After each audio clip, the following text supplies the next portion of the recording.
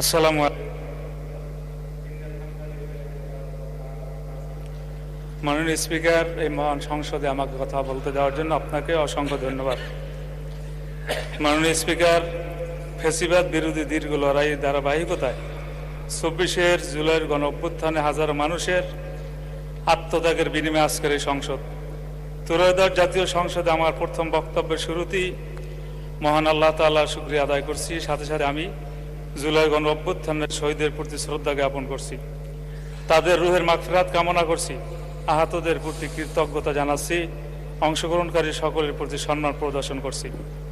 মাননীয় স্পিকার, ত্রয়োদশ জাতীয় সংসদে আমার বক্তব্যের শুরুতেই আমি আমার নির্বাচনী এলাকা বরগুনা ১, বরগুনা সদর, আমতলী এবং তালতলী এর সকল জনগণের প্রতি আমার শ্রদ্ধা ও কৃতজ্ঞতা।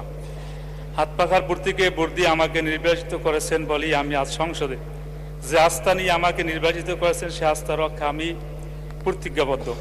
মাননীয় স্পিকার, জুলাই গণ অভ্যুত্থানের শুরু থেকেই আমার দল ইসলামী আন্দোলন বাংলাদেশ ও আমার নেতা পীর সাহেব চরমনাই সহ আমরা মাঠে লড়াই করেছি। নানা কারণে অনেকেই যখন দলীয় ব্যানারে এই অভ্যুত্থানের সাথে সম্পৃক্ততা ঘোষণা দ্বিধান্বিত ছিল, তখন আবু সাঈদের শাহাদতের পরে আমার নেতা পীর সাহেব চরমনাই হত্যাকারীদের প্রতি রাজপথে গর্জে উঠেছিলেন, ওই নরপিচাস আমার সন্তানের বুকে গুলি করলি কেন। ৪ঠা আগস্ট থমথমে পরিবেশের মধ্যে জীবনের ঝুঁকি নিয়ে মুফতি সৈয়দ মোহাম্মদ ফয়জুল করিম সাহেবের চেয়ারম্যানের নেতৃত্বে আমরা রাজপথে ছিলাম এবং শাহবাগে অবস্থান করেছিলাম। মাননীয় স্পিকার, ব্রিটিশ বিরোধী সংগ্রাম থেকে শুরু করে ৫২ ভাষা আন্দোলন এবং আমাদের মহান স্বাধীনতা সংগ্রামের সকল শহীদ অংশগ্রহণকারীদের প্রতি আমার দলের পক্ষ থেকে শ্রদ্ধা ও সম্মান জানাচ্ছি। আমি বিশেষভাবে স্মরণ করছি ইসলামী আন্দোলন বাংলাদেশের প্রতিষ্ঠাতা আমির মাওলানা সৈয়দ মোহাম্মদ ফজলুল করিম মরহুম পীর সাহেব চরমনাই। তিনি ১৯৮৭ সালে সাংবিধানিক সংস্কারের প্রয়োজন অনুভব করে গঠন করেছিলেন ইসলামী শাসনতন্ত্র আন্দোলন, যা বর্তমান ইসলামী আন্দোলন বাংলাদেশ।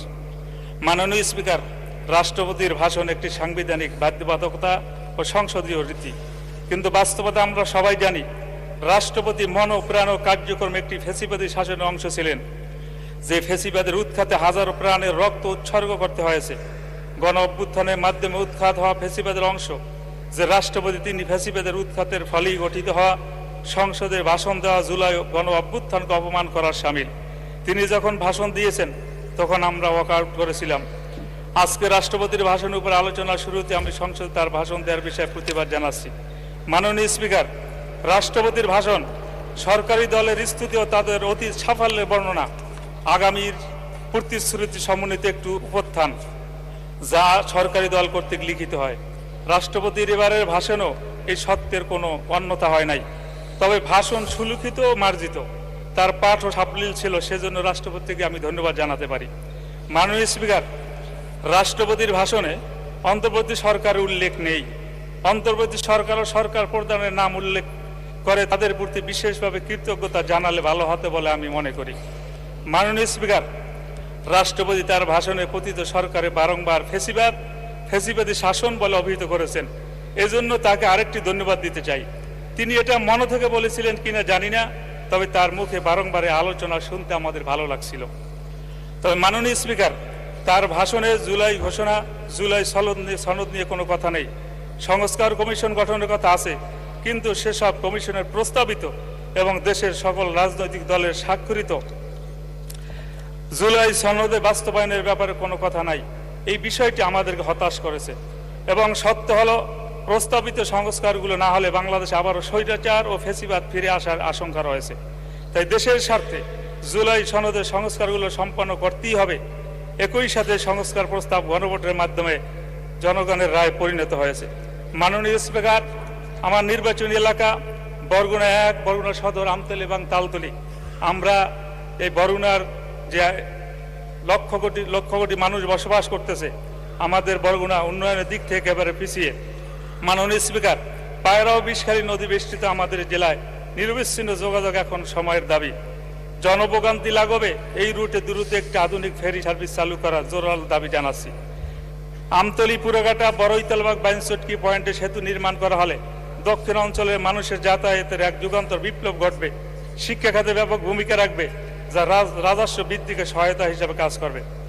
মাননীয় স্পিকার, তালতলী উপজেলার প্রশাসনিক গতিশীলতা আনতে তালতলীকে দ্রুত পূর্ণাঙ্গ পৌরসভা হিসেবে ঘোষণা করার দাবি জানাচ্ছি।